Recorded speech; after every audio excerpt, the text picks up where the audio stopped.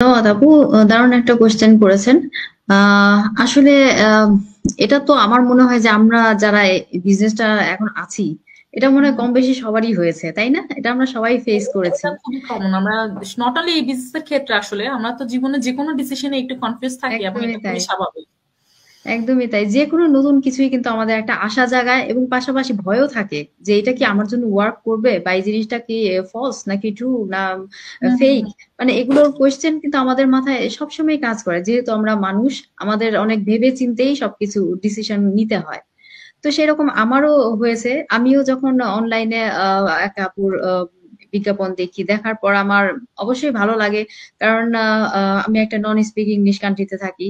সে কারণে দেখা যাচ্ছে যে একঘেয়েমি লেগে যাচ্ছিল, যে দীর্ঘদিন যাবত এই পড়াশোনা পড়াশোনা করছি, একবার কাজে ঢুকেছিলাম কিন্তু ভালো লাগেনি, অনেক বেশি মানে ফিজিক্যাল অ্যাক্টিভিটির প্রয়োজন আছে সেখানে, যেটা আমার পক্ষে অন্তত সম্ভব না।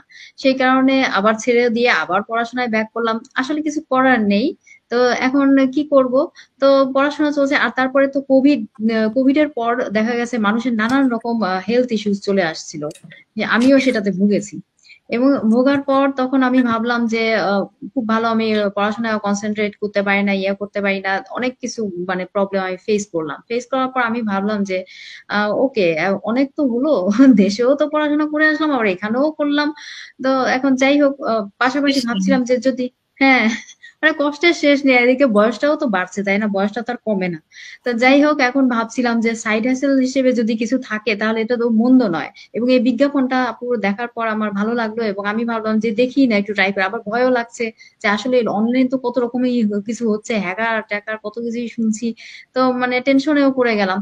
তারপরেও একবার মানে এক পা আগাই তো দু পা পিছাই, এরকম একটা অবস্থা। তারপরেও ভাবলাম যে কি করব, এখন রিস্ক না নিলেও তো চলে না।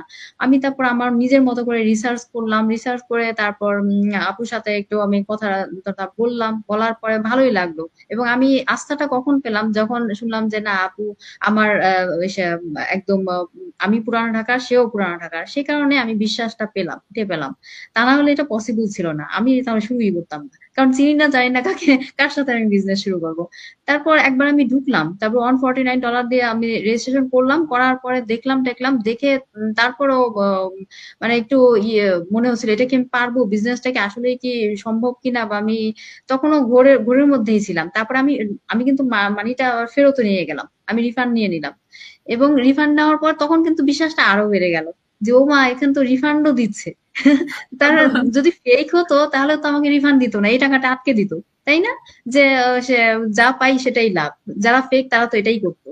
তো যখন আমি রিফান্ড পেলাম, তখন আমার আর মানে সন্দেহ ছিল না যে না, এটা ফেক কিছু না, এটা ট্রাস্ট করা যায়। তারপর শেষে, হ্যাঁ, ফেরত নেওয়ার পরে তারপর আবার ওই আগের মতোই জীবন চলতেছে। ভাবলাম যে না, তারপরে 1 মাসের মধ্যে আবার ভাবলাম যে না, আমি ঢুকেই পড়ি। আর ভালো লাগছে না, একটা কিছু থাকা উচিত পাশাপাশি। তারপর আবার 1 মাসের মধ্যে আবার আমি রেজিস্ট্রেশন করে জয়েন করলাম আর কি বিজনেসটাতে। তো এইরকমই ব্যাপার যে যদি ভয় আমাদের কাজ, সবারই কাজ করবে, এটা স্বাভাবিক।